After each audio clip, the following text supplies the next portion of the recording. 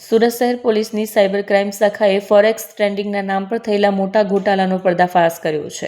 આ કેસમાં એક આરોપીને મુંબઈથી ધરપકડ કરવામાં આવી છે. આરોપીઓએ ફરિયાદીને વાર્ષિક 70% નફા સાથે રિટર્નનું લાલચ આપી કુલ 29,06,283 રૂપિયા ઠગાઈના ગુનામાં ધરપકડ કરવામાં આવી છે.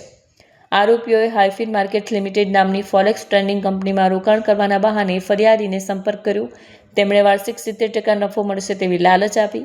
આ લાલચમાં ફસાઈને ફરિયાદીએ વિવિધ બેંક ખાતાઓમાં અને રોકડ કુલ 29,06,283 રૂપિયા ટ્રાન્સફર કર્યા. આરોપીઓએ ફરિયાદીને એક પણ રૂપિયો પરત કર્યા વિના છેતરપિંડી કરી.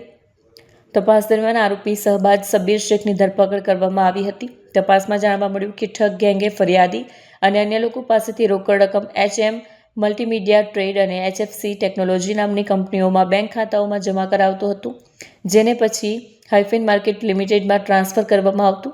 ધરપકડ કરાયેલા આરોપીએ પોતાની માલિકીની MS ફેલ્કોન ટ્રેડિંગ નામની ફર્મના RBL બેંકના ચાલુ ખાતામાં 3,61,280 રૂપિયા પ્રાપ્ત કર્યા હોવાનું સામે આવ્યું હતું.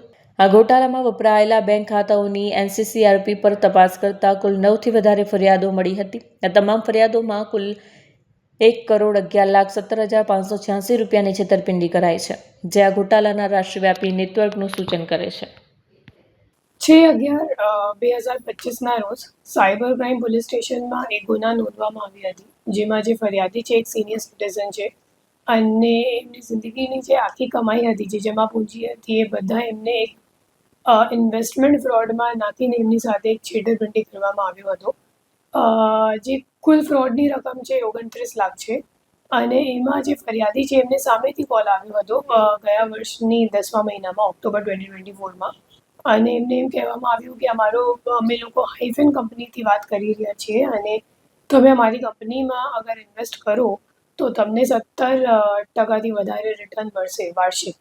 તો એટલા માટે પછી પહેલાં તો જે ફરિયાદી છે એમને 3 લાખ રૂપિયા જ ઇન્વેસ્ટ કર્યું હતું.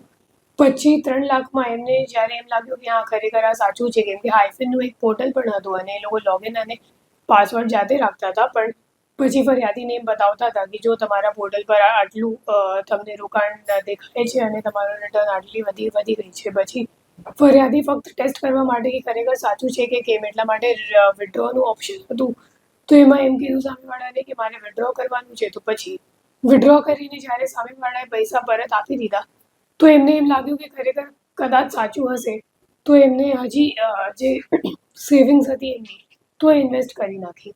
પછી જ્યારે ફરીથી ઇન્વેસ્ટમેન્ટ કરવામાં આવ્યું જાન્યુઆરી 2025માં, પછી એ લોકોએ સામેવાળાએ કોઈ પણ પૈસા એ લોકોને ફરિયાદીને પરત નથી આપી અને એમની સાથે છેતરપિંડી કરી.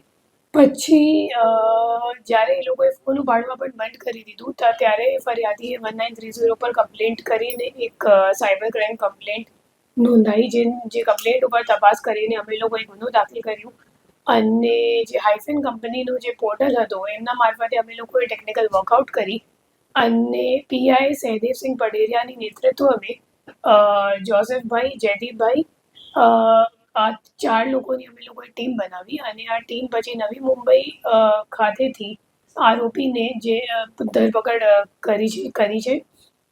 આરોપીને પૂછપરછ કરતા અમે લોકો, આરોપીનું નામ શહબાઝ શેખ છે અને એમને પૂછપરછ કરતા અમે લોકોને ખબર પડી કે ખરેખર એ પોતે કોઈની સાથે કામ કરે છે અને એમની ઉપરનો જે મુખ્ય આરોપી છે તો એમનું જે તમામ આઈડિયા છે એમનું જ છે અને એ લોકો એક કોલ સેન્ટર જેવું ખારઘરમાં ચલાવતા હતા નવી મુંબઈમાં અને કોલ સેન્ટરમાં 5-6 માણસો કોલ કરવાનું કામ કરતા હતા. જે આપણો આરોપી છે એ મેનેજર તરીકે હતો કે જે કંઈક ડેટા આવે જે આપણો ઇન્ટરનેટ પર લીક થઈ જાય છે, પ્રાઇવેટ ડેટા, ફોર એક્ઝામ્પલ આપણો નામ, મોબાઈલ નંબર અને ઈમેલ આઈડી, એ તમામ જે લીક ડેટા છે એ લોકો કોઈની પાસેથી મંગાવતા હતા.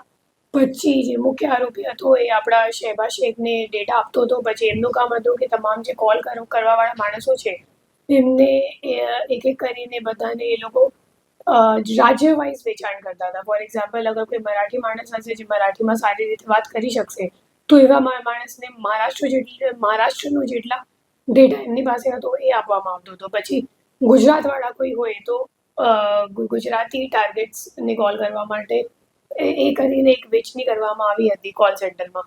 તો આપણો જે આરોપી છે એ મુખ્યતઃ એક મેનેજર તરીકે કામ કરતો હતો અને પોતાનો એક કરંટ અકાઉન્ટ એમનો બનાવેલ હતી ફેલ્કોન ટ્રેડિંગના નામથી. તો એ જે કરંટ અકાઉન્ટ છે એમાં પણ ફ્રોડનો પૈસો આવ્યો હતો અને આ અકાઉન્ટ યુઝ કરવા માટે એમને જે મુખ્ય આરોપી છે કમિશન પણ આપતો હતો.